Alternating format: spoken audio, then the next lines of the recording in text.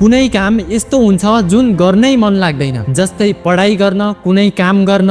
कुनै काम यस्तो हुन्छ जुन गर्नमा ठुलो मजा आउँछ, जस्तै फोन चलाउन, टिभी देख्न, साथीको साथ टाइम पास गर्न, घुम्न फिर्न। यो तपाईको साथ मात्र होइन, यो सबैको साथ हुन्छ। तपाईले एउटा उदाहरणले सम्झिनु।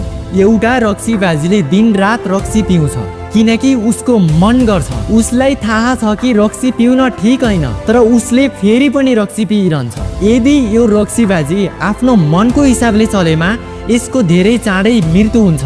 साथी, यो सबै कुराहरूमा गलत विचार, फोहोरो विचार लगाउने मन हो। साधारण मान्छेले आफ्नो मनलाई गुलाम बनाएर रहन्छन्, तर महान मान्छेले आफ्नो मनलाई आफ्नो गुलाम बनाउँछन्। साधारण मान्छेले आफ्नो मनको हिसाबले सबै काम गर्छन्, तर महान मान्छेले आफ्नो मनले भनेको कामलाई मनको साथ दिमागलाई गुलाम बनाएर काम गर्छन्। मानौ तपाईसँग करोडौँको कार छ र त्यो कारको तपाईँ मालिक हो, तर त्यो कारलाई तपाईको ड्राइभरले चलाउँछ।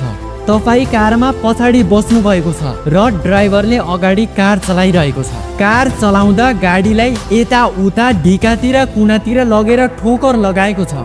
तपाईले उसलाई गाडी सही तरिकाले चला भन्नुभएको छ, तर ड्राइभरले भन्छ तपाईँ चुपचाप बस्नुस्, म गाडी मेरो हिसाबले चलाउँछु। अब तपाईँ त्यसको कुरा मान्नुहुन्न या त्यसको हिसाबले चल्नुहुन्छ। यदि तपाईले त्यो ड्राइभरलाई त्यो गर्नबाट खोसेर आफै गाडी चलाउनुहुन्छ भने तपाईँ सही ठाउँमा पुग्नुहुन्छ, तर त्यो ड्राइभरको हिसाबले चल्नुभयो भने तपाईलाई कुनै न कुनै एक दिन तबाह गरेर खतम बनाउँछ।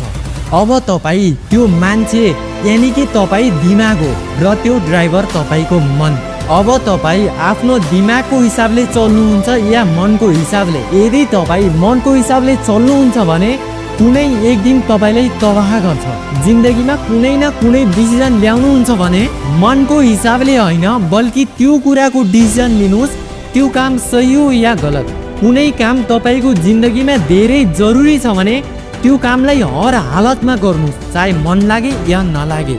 आफूलाई सोचेर आफ्नो कमिटमेन्टमा रहेर काम गर्नुहोस्। जुन दिन तपाईँ काम गर्न सिक्नुभयो, एक दिन जरुर जिन्दगीमा ठुलो चिज अचिभ गर्न सक्नुहुन्छ। जब तपाईको मनले तपाईलाई भड्काएर गलत बाटोमा लान्छ, तब आफ्नो मनलाई यो कुरा याद दिलाउनुहोस्, जुन यो दुनियाँमा 90% मान्छेले यो काम गरेका छैनन् भने 1% मा रहेर तपाईले यो किन गर्नुभएको छ?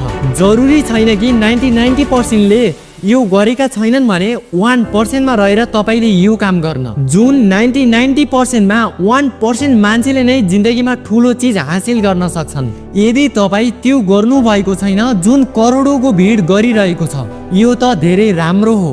अब तपाईँ 90% मा नरहेर 1% मा रहेर आफ्नो काम लिनुहोस्। साथी, जुन सिंहासनमा बस्छ त्यो नै अनुशासनमा रहन्छ। जब तपाईको मनमा गलत विचार आउँछ या कुनै काम गर्न मन लाग्दैन या पढाइमा मन लाग्दैन, तब तपाईलाई मनको ड्राइभरले चलाइरहेको छ, जुन तपाईलाई एक दिन खतम गर्छ। सायद यो कुरालाई तपाईले बुझिसक्नु भएको होला। यो भिडियोको कुनै कुराहरूमा तपाईँ सहमत हो भने भिडियोलाई सेयर गर्नुहोस्। के थाहा, तपाईको एक सेयरले कुनै एउटा मान्छेको जिन्दगी बदल्न सक्छ। म मिल्छु तपाईसँग अर्को भिडियोमा, जुन तपाईलाई सकारात्मक ऊर्जाको भर दियोस्।